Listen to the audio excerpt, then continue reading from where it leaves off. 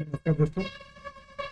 आज हम आपके सामने राजस्थान रीट मेंस परीक्षा का ये सिलेबस दोस्तों, शैक्षिक दृश्य, इसमें पहले हमारा टॉपिक दे रखा है दोस्तों, शिक्षण अधिगम के नवाचार। मतलब जो टीचिंग जो है वो किन किन विधियों से कराई जाए जिससे कि बच्चे अच्छे से सीख सकें। इसी टॉपिक से संबंधित दोस्तों हम आज के 100 क्वेश्चन लेके आए हैं आपके सामने। अगर आपको वीडियो अच्छा लगता है तो लाइक करें, कमेंट करें, सब्सक्राइब करें। चलिए दोस्तों, देर न करते हुए वीडियो शुरू करते हैं। तो पहला प्रश्न है दोस्तों, मेरा उद्देश्य यही है दोस्तों कि किस प्रकार से आपसे प्रश्न पूछे जा सकते हैं या बन सकते हैं। यही है मेरा उद्देश्य कि आप प्रश्नों की प्रकृति को समझें, किस प्रकार के प्रश्न बनते हैं दोस्तों। तो चलिए दोस्तों, पहला प्रश्न है मेरा, एक शिक्षक जो है कक्षा में छात्रों को छोटे समूह में बांटकर उन्हें समस्या देता है, जहां छात्र आपस में चर्चा करके समाधान निकालते हैं। यह तरीका विद्यार्थियों में सहयोग, संवाद और आलोचनात्मक सोच विकसित करता है। यह किस नवाचारी विधि का उदाहरण है? व्याख्यान का, सहकारी अधिगम का, जैसे स्मृति अधिगम का, ड्रिल का। तो ऑप्शन नंबर इसका बी हो जाएगा दोस्तों। किसका है ये? ऑप्शन नंबर आपका बी हो जाएगा इसका, सहकारी अधिगम का ये उदाहरण है दोस्तों। तो चलिए दोस्तों आगे बढ़ते हैं।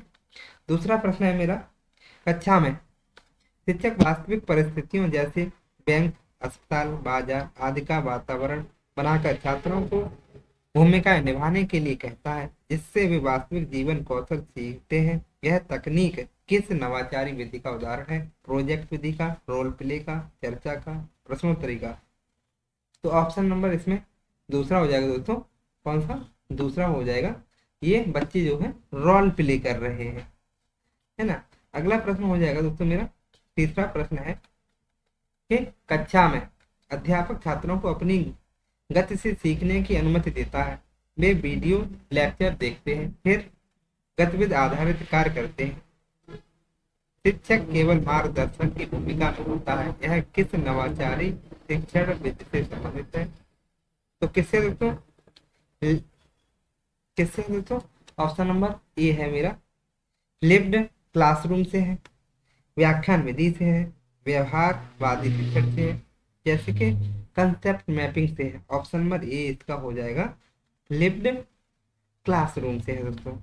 अगला प्रश्न नंबर चौथा है मेरा, एक शिक्षक किसी कठिन अध्याय को पढ़ाने के लिए माइंड मैप बनाता है, जिसमें मुख्य विषय बीच में और उससे जुड़े उप विषय शाखाओं के रूप में दिखाए जाते हैं। यह कौन सी नवाचारी शिक्षण तकनीक है?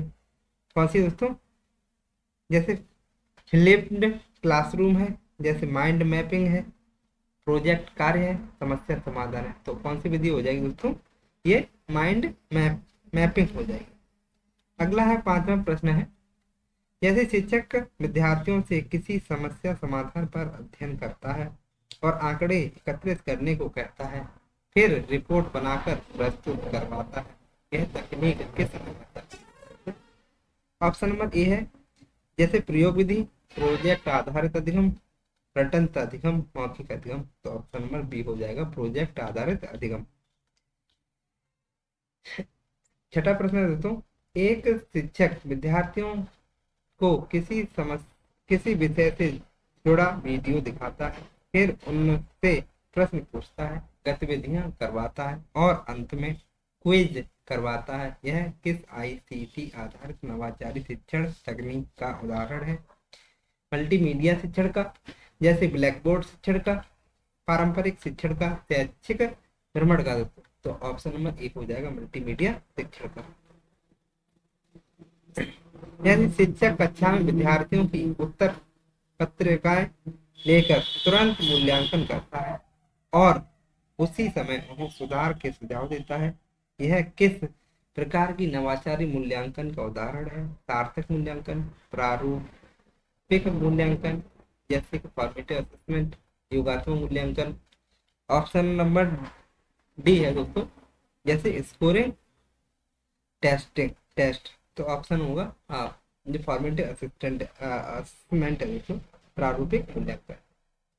अगला है 8वां प्रश्न है, एक शिक्षक कठिन विषय को पढ़ाने के बजाय छात्रों को उस विषय के बारे में अपने प्रश्न हल पहले लिखने को कहता है और फिर उन्हें प्रश्नों से शिक्षण शुरू करता है। यह किस नवाचारी अधिगम पद्धति का उदाहरण है? प्रश्नोत्तरी का, खोज आधारित अधिगम का, कहानी का, भूमिका, खेल का। ऑप्शन नंबर बी होगा खोज आधारित अधिगम, जैसे कि इंक्वायरी बेस्ड लर्निंग। 9वां प्रश्न है, जैसे शिक्षक ऑनलाइन क्विज, पोल और इंटरैक्टिव गेम का प्रयोग करके कक्षा में सक्रियता बनाए रखता है, यह किस डिजिटल नवाचार का हिस्सा है दोस्तों? गेमिफिकेशन का, जैसे कि ब्लेंडिंग लर्निंग का, सामान्य मूल्यांकन का, या व्याख्यान आधारित का। ऑप्शन नंबर ए हो जाएगा गेमिफिकेशन का। 10वां प्रश्न है दोस्तों, विद्यार्थियों को अध्यापक घर से वीडियो देखकर आने को कहता है और स्कूल में केवल कठिन प्रश्नों का समाधान, चर्चा और व्यवहारिक गतिविधियां कराता है। यह है क्या है? माइंड मैपिंग, जैसे कि फ्लिप्ड क्लासरूम या समस्या समाधान, प्रत्यक्ष शिक्षण। कौन सा है दोस्तों? ये फ्लिप्ड क्लासरूम है। ये 11वां प्रश्न है दोस्तों, जैसे शिक्षक कक्षा में क्यूआर कोड के माध्यम से लिंक, पीपीटी, पीडीएफ और अध्ययन सामग्री उपलब्ध कराता है, यह किस आईसीटी नवाचार का उदाहरण हो जाएगा? ई कंटेंट पीरियड का, ब्लैक बोर्ड विधि का, मौखिक अधिगम का, व्यवहारवाद का। ऑप्शन नंबर ए हो जाएगा ई कंटेंट वितरण का दोस्तों। 12वां प्रश्न है मेरा, कक्षा में शिक्षक विद्यार्थियों को वास्तविक वस्तुएं, मॉडल, संसाधन दिखाकर सीखने की प्रक्रिया करता है, यह कौन सी नवाचारी तकनीकी है? प्रोजेक्ट विधि है, जैसे प्रयोगात्मक अधिगम है, विश्लेषण शिक्षण है, मौखिक प्रश्नोत्तरी। ऑप्शन नंबर बी हो जाएगा प्रयोगात्मक अधिगम। 13वां प्रश्न है दोस्तों, जैसे कि शिक्षक कठिन विषय को कहानी के रूप में प्रस्तुत करता है जिससे बच्चे उसे आसानी से समझ लेते हैं और कल्पना शक्ति भी विकसित होती है, यह कौन सी विधि है? गीत विधि है, कहानी आधारित शिक्षण है, अभिनय विधि है, या प्रश्नोत्तरी? ऑप्शन नंबर बी हो जाएगा तो कहानी आधारित शिक्षण। जैसे कि शिक्षक कक्षा की पूरी सामग्री को छोटे छोटे कार्ड में लिखकर छात्रों को क्रमबद्ध करता है जिससे उनकी अवधारणा स्पष्ट होती है, उसे क्या कहते हैं? जैसे bullet pointing, B concept card method, रटन अधिगम, black board. Option number B हो जाएगा कंसेप्ट कार्ड मेथड। 15वां है, जैसे शिक्षक मोबाइल ऐप के माध्यम से छात्रों का होमवर्क, उपस्थिति, स्कोर और फीडबैक भेजता है, यह किस प्रकार का शैक्षिक नवाचार है? स्मार्ट क्लास मैनेजमेंट का, जैसे पारंपरिक मूल्यांकन का, ब्लैक बोर्ड शिक्षण का, होमवर्क नोटबुक का। ऑप्शन नंबर ए हो जाएगा स्मार्ट क्लास मैनेजमेंट का। जैसे कि शिक्षक कठिन अध्याय को 3D मॉडल, एनिमेशन, सिमुलेशन से समझाता है जिससे छात्र अमूर्त अवधारणा को आसानी से अनुभव कर पाते हैं, यह किस तकनीकी का प्रयोग है? पावर पॉइंट का, जैसे वर्चुअल रियलिटी का, जैसे मुद्रित पुस्तकें, या खेल आधारित अधिगम। बी ऑप्शन हो जाएगा वर्चुअल रियलिटी का। जैसे कि जब शिक्षक छात्र की गलतियों को दंड देने की बजाय उन्हें सुधार का अवसर देकर बेहतर प्रदर्शन के लिए प्रोत्साहित करते हैं, किस नवाचार का अंग है? दंडात्मक शिक्षण, रचनात्मक प्रक्रिया का, व्यवहार नियंत्रण का, स्मृति शक्ति का। ऑप्शन नंबर बी हो जाएगा दोस्तों। जैसे एक शिक्षक छात्रों को समस्या समस्या का वास्तविक मॉडल देकर कहता है कि वे अपने समाधान खुद खोजें, जैसे शिक्षण मार्गदर्शक की भूमिका निभाता है, यह कौन सी नवाचारी पद्धति है? समस्या समाधान अधिगम, जैसे मौखिक व्याख्यान, रटन पद्धति, black board method. Option number A हो जाएगा समस्या समाधान अधिगम। जैसे कि शिक्षक विद्यार्थियों को किसी विषय पर चर्चा के लिए स्वप्रेरित करता है और प्रत्येक छात्र अपनी राय देता है, यह किस पद्धति का उदाहरण है? बहस विधि का, चर्चा विधि का, डिस्कस मेथड हो जाएगा दोस्तों, अभिनय नहीं होगा, प्रदर्शन नहीं। 20वां प्रश्न है, जैसे कक्षा में शिक्षक विभिन्न कठिन कठिन अध्यायों को चित्र, ग्राफ, डाइग्राम और फ्लो चार्ट से समझता है, जिससे जैसे दृश्य सम, दृश्य माध्यम से सीखना आसान हो जाता है, यह है दृश्य अधिगम। जैसे व्यवहारवाद, श्रवण अधिगम, लेखन। ऑप्शन नंबर ए हो जाएगा इसका दृश्य अधिगम। अगला प्रश्न है दोस्तों, जैसे कि शिक्षक वास्तविक समुदाय में रहकर, जैसे गांव, पंचायत, बैंक, खेतों में छात्रों का वास्तविक स्थितियों से परिचय कराता है, यह किस पद्धति का नवाचार है? यह ऑप्शन हो जाएगा दोस्तों शैक्षणिक भ्रमण का, मौखिक परीक्षा का, लिखित अधिगम का, कठोर अनुशासन का। ऑप्शन नंबर ए हो जाएगा इसका। अगला प्रश्न है दोस्तों, जैसे कि शिक्षक कक्षा के सभी शिक्षण कार्यों को वीडियो में रिकॉर्ड करता है, ताकि छात्र कभी भी उसे दोबारा देखकर सीख सके, यह किस नवाचार से जुड़ा है? डिजिटल रिकॉर्डिंग से, स्मृति शक्ति से, जैसे ब्लैक बोर्ड, लेखन से, मौखिक व्याख्यान। मौखिक व्याख्यान मौखिक किया जाता है, ब्लैक बोर्ड लेखन ब्लैक बोर्ड पे किया जाता है, स्मृति शक्ति से नहीं हो सकता, डिजिटल रिकॉर्डिंग से होगा। ऑप्शन नंबर ए इसका ऑप्शन आंसर हो जाएगा दोस्तों। अगला है, जैसे कि शिक्षक बड़ी कक्षा को छोटे छोटे समूह में बांटकर हर समूह को अलग अलग कार्य देता है, जिससे वे स्व अध्ययन व समूह कार्य सीखते हैं, यह किस तकनीक का उदाहरण है? समूह अधिगम का, ग्रुप लर्निंग का, जैसे गृह कार्य का, लेखन अध्ययन का, ब्लैक बोर्ड कार्य का। ऑप्शन नंबर ए हो जाएगा इसका समूह अधिगम का दोस्तों। अगला प्रश्न है मेरा 24वां। अगला है दोस्तों, जैसे कि शिक्षक किसी कठिन सिद्धांत को समझने के लिए उसे खेल की तरह प्रस्तुत करता है, ताकि छात्र सीखते सीखते सीखते आनंद ले, इसे क्या कहा जाता है?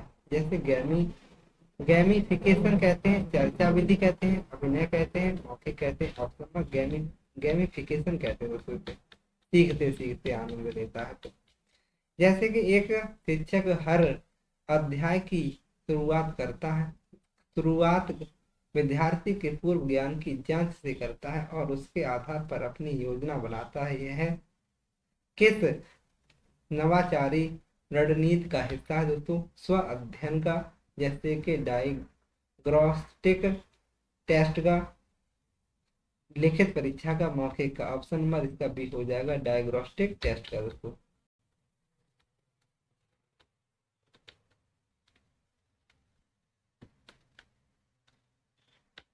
अगला प्रश्न है दोस्तों, जैसे कि शिक्षक छात्रों को किसी विषय विषय पर इंटरनेट स्रोत खोलते या सत्यापन करने और निष्कर्ष निकालने का कार्य देता है, यह किस नवाचारी कौशल के विकास से संबंधित है? रिटर्न अधिगम से, डिजिटल साक्षरता, डिजिटल लिटरेसी से है, मौखिक अधिगम से, व्यवहार अधिगम से? तो ऑप्शन नंबर बी ऑप्शन हो जाए डिजिटल लिटरेसी से दोस्तों। 27वां प्रश्न है मेरा, जैसे कि शिक्षक विद्यार्थियों को दो दो के समूह में बांटकर एक दूसरे के कार्यों की समीक्षा करता है और सुधार हेतु सुझाव दिलवाता है, यह किस पद्धति से संबंधित है? समवर्ती मूल्यांकन, यह व्याख्यान आधार अधिगम, निबंध मूल्यांकन, दंडात्मक। ऑप्शन नंबर ए हो जाएगा दोस्तों समवर्ती मूल्यांकन। अगला प्रश्न है दोस्तों, जैसे कि शिक्षक छात्रों को किसी विषय पर पहले सोचने और फिर अपने साथी से चर्चा करने और अंत में साझा रूप से उत्तर देने को कहता है, इसे क्या कहते हैं? चर्चा विधि, थिंक पेयर शेयर कहते हैं, आगे समूह अधिगम कहते हैं, या प्रश्न उत्तरी कहते हैं? ऑप्शन नंबर हो जाएगा बी थिंक पेयर शेयर। 29वां प्रश्न है दोस्तों, जैसे कि शिक्षक कठिन अवधारणाओं को सीखने के लिए छात्रों से वास्तविक वस्तुओं का प्रयोग करता है, जिससे वे करके सीखते हैं, यह किस सिद्धांत का आधार है? जैसे व्यवहारवाद का, किसका है? व्यवहारवाद का है, या यथार्थवाद का है, या अनुभवात्मक अधिगम का है, या अनुकरण सिद्धांत का? ऑप्शन नंबर सी हो जाएगा एक्सपेरिमेंटल लर्निंग का। तीसरा प्रश्न है, जैसे कि किस शिक्षण नवाचार का उद्देश्य है कि छात्र अपने पूर्व अनुभव और नई जानकारी को जोड़कर नया ज्ञान स्वयं निर्मित करें। नव व्यवहारवाद का, रचना रचनावाद का, जैसे प्रत्यक्ष शिक्षण का, व्याख्यान पद्धति का। ऑप्शन नंबर बी हो जाएगा रचनावाद का, जैसे कि कंस्ट्रक्टिविज्म का। 31वां प्रश्न है मेरा दोस्तों, शिक्षक छात्र की प्रगति को समय समय पर मापने के लिए छोटे छोटे टेस्ट, क्विज और गतिविधियां कराते हैं। इसका छात्र को तुरंत फीडबैक देना होता है। यह है जैसे समापन मूल्यांकन है या प्रारूपिक मूल्यांकन है, जैसे कि आंतरिक मूल्यांकन, मौखिक मूल्यांकन। बी ऑप्शन हो जाएगा इसका, फॉर्मेटिव असेसमेंट है दोस्तों।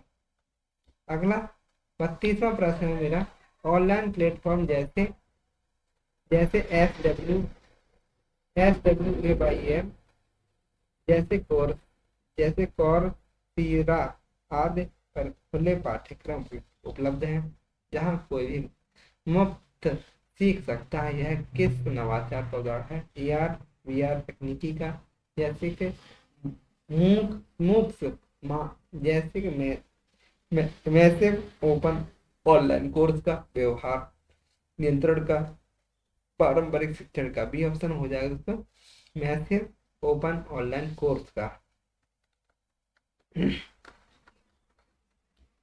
33वां प्रश्न है, जैसे कि शिक्षक छात्रों में किसी विषय का संक्षिप्त सारांश चार्ट पर बनाकर छात्रों से उसे पढ़ने व समझने को कहता है। यह किस तकनीक का उपयोग कर रहा है? सूचना मानचित्रण का, इंफॉर्मेशन मैपिंग का, सर्वर अधिगम का, लेखन का, परंपरागत विधि का। ये ऑप्शन हो जाएगा सूचना मानचित्रण का। 34वां प्रश्न है, एक शिक्षक छात्रों की व्यक्तिगत जरूरतों, सीखने की गति और रुचि के अनुसार शिक्षण रणनीति बदलता है। इसे क्या कहते हैं? दंडात्मक सीखना, विभेदीकृत शिक्षण, समान शिक्षण या व्याख्यान आधारित शिक्षण। बी ऑप्शन हो जाएगा विभेदीकृत शिक्षण। जैसे कि 35वां है, जैसे कक्षा में शिक्षक विभिन्न वास्तविक परिस्थितियों का मॉडल तैयार करता है, जैसे कि मौसम परिवर्तन का सिमुलेशन। यह किस ICT उपकरण का उदाहरण है? पावर पॉइंट का, सिमुलेशन का, टाइपराइटर का, ग्राफ पेपर का। ऑप्शन नंबर इसका हो जाएगा बी, है ना, सिमुलेशन का है। जैसे कि शिक्षक किसी समस्या को हल करने के लिए छात्रों से पहले अनुमान लगाने, फिर परीक्षण करने और परिणाम निकालने को कहता है। यह किस प्रकार की प्रक्रिया है? समस्या समाधान। ऑप्शन नंबर इसका दोस्तों कौन सा हो जाएगा? ए ऑप्शन हो जाएगा समस्या समाधान। 37वां प्रश्न है, जैसे कि शिक्षक छात्रों को किसी विषय से संबंधित विभिन्न स्रोतों से जानकारी एकत्रित कर उसे डिजिटल रूप में प्रस्तुत करने को कहता है। यह डिजिटल प्रोजेक्ट, रिवीजन कार्य, मौखिक कार्य, बोर्ड लेखन। ऑप्शन नंबर ए हो जाएगा डिजिटल प्रोजेक्ट। शिक्षक किसी विषय के अंत में छात्रों से त्वरित प्रश्नों के माध्यम से सीखने के स्तर का पता लगाता है। यह आंतरिक मूल्यांकन है, तात्कालिक मूल्यांकन है, वार्षिक परीक्षा है या व्यवहार परीक्षा है? ऑप्शन परीक्षा हो जाएगी। जैसे एक शिक्षक कक्षा में विज्ञान के कठिन सिद्धांत को सीखने के लिए प्रयोगशाला कार्य करवाता है। यह किस अधिगम का संकेत है? यादृच्छिक अधिगम का, व्यवहारिक अधिगम का, व्याख्यान विधि का, मौखिक विधि का। ऑप्शन नंबर बी हो जाएगा। ठीक है। 40वां प्रश्न है, जैसे शिक्षक प्रत्येक छात्र के लिए अलग अलग प्रकार की गतिविधियां देता है, जैसे किसी को लेख और किसी को चित्र। यह किस प्रकार की शिक्षण रणनीति है? समरूप शिक्षण, व्यक्तिगत अधिगम, जैसे personalised learning. Option number B हो जाएगा स्मृति अधिगम, प्रवण अधिगम। बी ऑप्शन हो जाएगा व्यक्तिगत अधिगम। अलग अलग बच्चे को अलग अलग कार्य दे रहे हैं तो व्यक्तिगत अधिगम लर्निंग हो जाती है। तो 41वां है, एक शिक्षक पूरी कक्षा को सामूहिक लक्ष्य देकर समूह कार्य करवाता है, जिससे सहयोग और टीम वर्क बढ़ता है। जैसे समन्वित अधिगम, जैसे कोऑपरेटिव लर्निंग है, प्रतिस्पर्धात्मक अधिगम, व्यक्तिगत अधिगम। ऑप्शन नंबर डी अनु अनुशासनात्मक अध्ययन, ये ऑप्शन हो जाएगा समन्वित अध्ययन, है ना। जो ग्रुपिंग में की जाती है अधिगम, उस समन्वित अध्ययन कहलाता है दोस्तों। जैसे शिक्षक छात्रों को डिजिटल बोर्ड से इंटरेक्टिव कंटेंट दिखाकर पढ़ाता है, यह किस नवाचार का प्रयोग है? पारंपरिक ब्लैक बोर्ड का, स्मार्ट बोर्ड, स्मार्ट क्लास का, पेपर पेन तकनीक, मौखिक सिद्धांत। ये ऑप्शन हो जाएगा स्मार्ट बोर्ड, है ना। 43वां प्रश्न है, जैसे कि स्कूल में छात्रों को अपने रचनात्मक विचारों के लिए विशेष समय दिया जाता है, जिससे इनोवेटिव हावर, यह किस प्रकार की शिक्षा को बढ़ावा देता है? जैसे एकल अधिगम को, रचनात्मक सोच को, स्मृति आधारित अधिगम को, नियमित पाठ्यक्रम अधिगम को। बी ऑप्शन हो जाए रचनात्मक सोच को दोस्तों। जैसे अगला प्रश्न है, जैसे शिक्षक किसी विषय को सीखने हेतु वास्तविक लोगों से बातचीत करने को कहता है, जैसे सर्वेक्षण, यह किस प्रकार का अधिगम? मौखिक अधिगम, फील्ड बेस्ड लर्निंग, जैसे इनोटेशन अधिगम है, व्याख्यान अधिगम। ये ऑप्शन हो जाएगा फील्ड बेस्ड लर्निंग। 45वां है, जैसे शिक्षक छात्रों के उत्तर देकर यह पूछता है कि उन्हें यह उत्तर कैसे निकाला, यह किस नवाचार रणनीति का हिस्सा हुआ? जैसे मेटा कॉग्निजन, व्याख्यान आधारित सोच, ब्रिटेन अधिगम और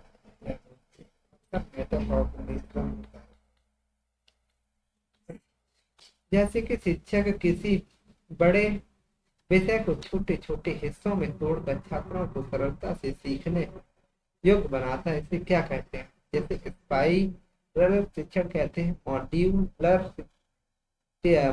टीचिंग कहेंगे, रिटर्न सिद्धांत कहेंगे, गलत विश्लेषणात्मक शिक्षण कहेंगे।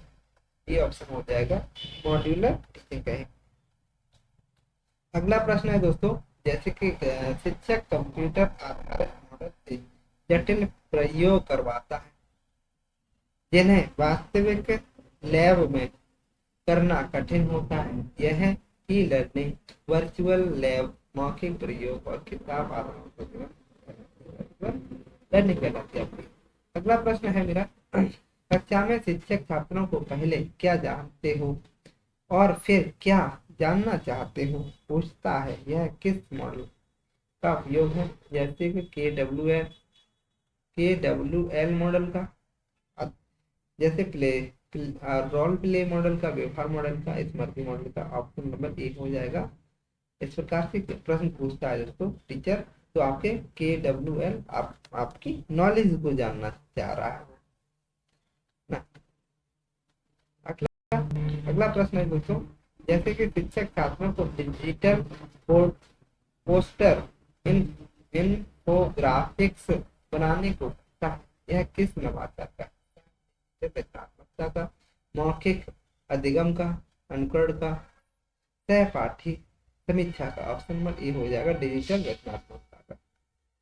50वां प्रश्न है दोस्तों, जैसे कि कक्षा में शिक्षक छात्रों को एक लर्निंग ऐप के माध्यम से वास्तविक समय में अंक देता है, यह जैसे गेमिफाइड मूल्यांकन, जैसे पारंपरिक मूल्यांकन, वार्षिक परीक्षा या प्रत्यक्ष मूल्यांकन। ए ऑप्शन हो जाएगा गेमिफाइड मूल्यांकन कहलाता है दोस्तों। अगला प्रश्न दोस्तों, ये वन लाइनर तैयार किए हुए प्रश्न है, इसे 1 से 50 तक है दोस्तों, तो इससे आपको थोड़े अनुभव सीख सकते हैं कि किस प्रकार के माध्यम से आप ऑब्जेक्ट प्रश्न को कैसे अटेम्प्ट कर सकते हैं। तो चलिए दोस्तों, पहला प्रश्न है, शिक्षण में नवाचार का मुख्य उद्देश्य क्या है? अगर आप कोई टीचिंग कर रहे हैं, उसमें क्या नवाचार क्यों करना चाहते हैं, क्या उद्देश्य है आपका? ऐसे प्रश्न बनते हैं। जब शिक्षण को अधिक प्रभावी और छात्र केंद्रित बनाने, हम कोई नवाचार कर रहे हैं तो उसको अपना अच्छे से अच्छे बता सके, बच्चा छात्र उसे अच्छे से समझ सके, है ना, इसलिए हम नवाचार करते हैं। आईसीटी का पूर्ण रूप क्या होता है? आईसीटी का पूर्ण रूप दोस्तों इंफॉर्मेशन एंड कम्युनिकेशन टेक्नोलॉजी होता है। अगला है फ्लिप्ड क्लासरूम में शिक्षण कहाँ होता है? कक्षा में चर्चा और घर पर वीडियो आधारित अध्ययन कहलाता है फ्लिप्ड, है ना। कक्षा में चर्चा करेंगे, घर पर वीडियो देखेंगे, फ्लिप्ड कहलाएगा। जैसे कि ब्लेंडेड लर्निंग किसका मिश्रण होती है? ऑनलाइन और ऑफलाइन का। ब्लेंडेड जो लर्निंग होती है, ऑनलाइन भी और ऑफलाइन जो आप शिक्षण करते हैं, है ना, वो ब्लेंडेड लर्निंग कहलाती है। आगे परियोजना पद्धति का आधार किस सिद्धांत पर है? जैसे कि लर्निंग बाय डूइंग, जो परियोजना जो हम बनाते हैं वो किस पर आधारित होती है? करके सीखने पर आधारित होती है ना, अनुभव आधारित सीख, है ना। अगला है मूक्स का पूर्ण रूप क्या होता है? जैसे मैसिव ओपन ऑनलाइन कोर्स होता है मूक्स, है ना।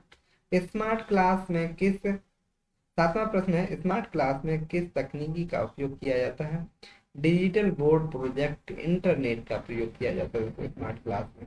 आप जब स्मार्ट क्लास में आप गए होंगे तो डिजिटल बोर्ड रखे होंगे, आपके प्रोजेक्टर रखा हुआ, इंटरनेट की सुविधा होगी और अन्य प्रकार के साधन हो सकते हैं यहाँ पे, है ना। डिजिटल बोर्ड में, डिजिटल क्लास में इस प्रकार के साधन संसाधन वहाँ उपस्थित रहते हैं। जैसे AR का पूर्ण रूप क्या है? आर्गुमेंट आर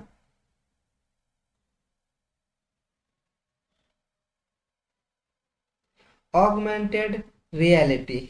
ऑगमेंटेड जो होती है, AR का अर्थ होता है ऑगमेंटेड रियलिटी। VR का पूर्ण रूप होता है वर्चुअल वर्चुअल रियलिटी।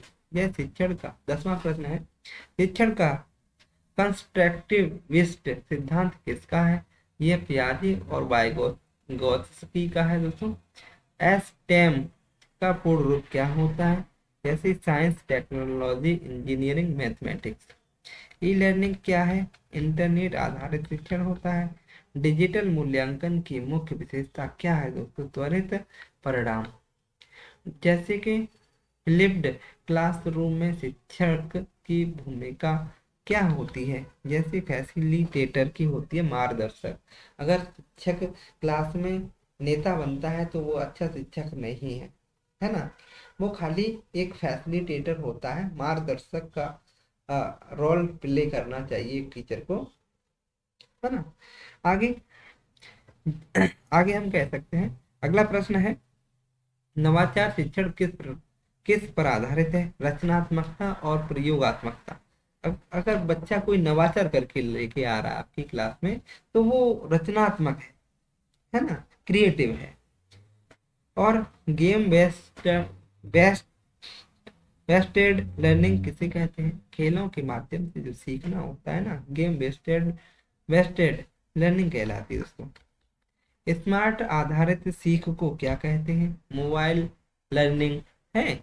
स्मार्ट आधारित सीख कैसी होती है? स्मार्टफोन आधारित ना, मोबाइल फोन के माध्यम से जो हम सीखते हैं तो वही स्मार्ट लर्निंग कहलाती है। अच्छा, ये अगला दोस्तों 18वां प्रश्न है, ऑनलाइन कक्षा को क्या कहते हैं? जैसे वर्चुअल क्लासरूम कहते हैं दोस्तों से। 19वां है, शिक्षण में इंटरनेट का सबसे बड़ा योगदान क्या है? तो सूचना की उपलब्धता। कक्षा में वीडियो का उपयोग किस तकनीकी का भाग होता है? ICT का, है ना। जैसे कि ब्लूम टैक्सोनॉमी में उच्चतम स्तर क्या होता है? सृजन, क्रिएटिव। ब्लूम की टैक्सोनॉमी जो दी थी ब्लूम ने, उसे क्रिएटिव माना जाता है ना। जैसे थिंक पेयर शेयर किस प्रकार की तकनीकी है? चर्चा आधारित समूह तकनीकी दोस्तों। जैसे गूगल क्लासरूम किसका उदाहरण है? यह डिजिटल लर्निंग प्लेटफॉर्म का दोस्तों उदाहरण होता है। 21वीं सदी का मुख्य कौशल कौन सा है? जैसे क्रिटिकल थिंकिंग होती है दोस्तों। प्रोजेक्ट आधारित शिक्षण किसे प्रोत्साहित करता है? समस्या समाधान को। जैसे वेब 2.0 उपकरण किसके लिए उपयोग किए जाते हैं? इंटरेक्टिव शिक्षण के लिए। ICT आधारित शिक्षण का एक बड़ा लाभ क्या है?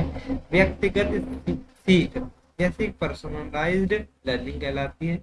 LMS का पूर्ण रूप क्या है? Learning management system. SWAYAM platform जैसे किस देश का है? भारत का। डिजिटल लाइब्रेरी का अर्थ क्या है? ऑनलाइन पुस्तकों और सामग्री का संग्रह है।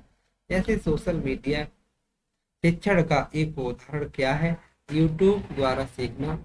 समस्या आधारित सीख का पहला चरण क्या है? समस्या की पहचान। जैसे कि लाइब्रेरी हाइब्रिड लर्निंग किसका रूप है? मिश्रित शिक्षण का। स्मार्ट शिक्षण का मुख्य आधार क्या है? तकनीक का उपयोग। आईसीटी का एक प्रमुख उपकरण बताइए। कंप्यूटर। जैसे फ्लिप्ड क्लासरूम में छात्र पहले क्या करते हैं? घर पर विषय वस्तु सीखते हैं, है ना। आगे मूक्स का एक लाभ है निःशुल्क और खुले पाठ्यक्रम। डिजिटल बोर्ड का उपयोग किस पद्धति में होता है? स्मार्ट क्लास में। एसटेम शिक्षा का मुख्य उद्देश्य क्या है? नवाचार कौशल विकसित करना। 40वां है शिक्षण उपकरणों में सबसे अधिक उपकरण क्या है? AI artificial intelligence. जैसे फ्लिप्ड क्लासरूम किस प्रकार का शिक्षण है? छात्र केंद्रित होता है। स्कूलों में आईसीटी लागू करने की एक चुनौती क्या है? इंटरनेट की कमी। वर्चुअल लैब क्या है? ऑनलाइन प्रयोग करने की सुविधा। डिजिटल कौशल किस सदी का कौशल है? 21वीं सदी का। शिक्षण में नवाचार का एक उपकरण बताएं। Smart class. एआई आधारित लर्निंग का अर्थ क्या है? कृत्रिम बुद्धिमत्ता द्वारा सीखना। जैसे कक्षा में क्विज ऐप का उपयोग किससे संबंधित है? ऑनलाइन मूल्यांकन से। ई लर्निंग का एक माध्यम बताइए। यूट्यूब। जैसे बाईजोस किस प्रकार का प्लेटफॉर्म है? डिजिटल शिक्षा प्लेटफॉर्म है दोस्तों। नवाचारी शिक्षण में शिक्षक की नई भूमिका क्या है? मार्गदर्शक और सहयोगी की, फैसिलिटेटर की होती है। तो चलिए दोस्तों, ये आपके 50 सवाल, मतलब टोटल मिला के 100 सवाल आपके कंप्लीट होते हैं। तो वीडियो देखने के लिए दोस्तों बहुत बहुत धन्यवाद। अगर वीडियो आपको अच्छा लगा हो दोस्तों तो लाइक करें, कमेंट करें एवं सब्सक्राइब करें और शेयर करें।